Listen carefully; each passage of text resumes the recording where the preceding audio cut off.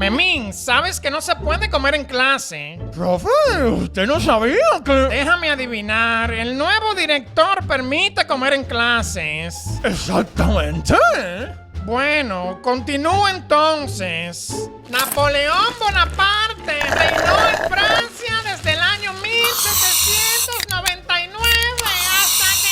Desde entonces, el universo está en expansión. Se estima que Memín, te he mandado a hacer silencio 3 veces con esta. Disculpe, profe, es que el último episodio de La Casa de Papel No fue... me interesa, me vas a la dirección. 30 minutos más tarde. ¿Qué te dijo el director, Memín? Que lo que hizo estuvo mal hecho y que no lo vuelva a hacer.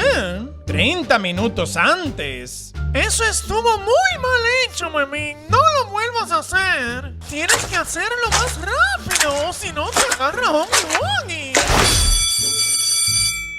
Bueno, de tarea, quiero que traigan una... Profe, el director prohibió poner tarea los viernes. Esto es el colmo ya. Ni modo, váyanse.